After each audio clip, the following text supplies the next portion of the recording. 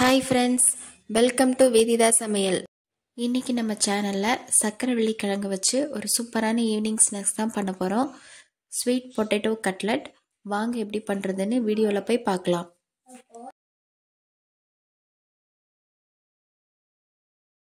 இது பண்ணுறதுக்கு சக்கரவள்ளி கிழங்கு 1/2 கிலோ எடுத்திருக்கேன். இதை வேக வச்சு தோல் நீக்கிட்டு எடுத்து வச்சுக்கலாம். இப்போ இதை ஒரு மேஷர் வச்சோ இல்லை கையிலையோ நல்லா மசிச்சு விட்டுக்கலாம். கட்டிகள் இல்லாமல் மசிச்சுக்கோங்க. மிக்சியில் போட்டுறாதீங்க, ரொம்ப பேஸ்ட் மாதிரி ஆகிடும். இது கூட ஒரு பெரிய வெங்காயம் நல்லா சின்னதாக நறுக்கியிருக்கேன், அதை சேர்த்துக்கலாம். 2 பச்சை மிளகாய், கொஞ்சமாக கொத்தமல்லி தழை, 1/2 ஸ்பூன் மஞ்சள் தூள், 1/2 spoon garam masala, 1/2 spoon red chilli powder, 2 teaspoon அரிசி மாவு, 2 டீஸ்பூன் சோள மாவு, தேவையான அளவு உப்பு சேர்த்துக்கலாம்.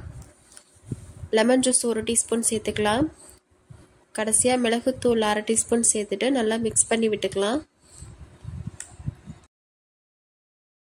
இப்போது இதை உருண்டைகளாக பிடிச்சு கட்லட் ஷேப்புக்கு தட்டி எடுத்துக்கலாம். எல்லா உருண்டைகளையும் இந்த மாதிரி கட்லட் ஷேப்புக்கு தட்டி வச்சுருக்கேன். இப்போ இதை நம்ம டிப் பண்ணி எடுத்துக்கலாம். இதை டிப் பண்ணுறதுக்காக பிரெட் க்ரம்ஸ் எடுத்து வச்சுருக்கேன். பிரெட்டை லைட்டாக ரோஸ்ட் பண்ணி மிக்சியில் போட்டு பவுடர் பண்ணி வச்சுக்கோங்க. 3 டேபிள் ஸ்பூன் மைதா மாவு எடுத்து வச்சுருக்கேன். இதில் தண்ணி ஊற்றி மிக்ஸ் பண்ணி வச்சுக்கலாம். இப்போ நம்ம ஒவ்வொன்றா எடுத்து இந்த மாதிரி மாவில் டிப் பண்ணிவிட்டு பிரெட் க்ரம்ஸில் லைட்டாக பரட்டி விட்டுக்கலாம். அவ்வளோதான். இப்போ இதை நம்ம எண்ணெயில் போட்டு பொரிச்சு எடுத்துக்கலாம். இந்த மாதிரி நம்ம எல்லா உருண்டைகளையும் ரெடி பண்ணி வச்சுக்கலாம். ஒவ்வொன்றா போட்டு மீடியம் ஃப்ளேமில் வச்சே வேக விடுங்க. இப்போ இதை நம்ம லைட்டாக திருப்பி விட்டு இந்த மாதிரி கோல்டன் ப்ரௌன் ஆனதும் நம்ம எடுத்து சர்வ் பண்ணிடலாம். அவ்வளோதான்.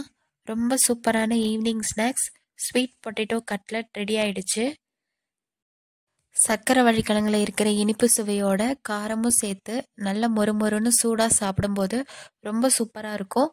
நீங்களும் இதை வீட்டில் கண்டிப்பாக செஞ்சு பாருங்கள். தேங்க்யூ.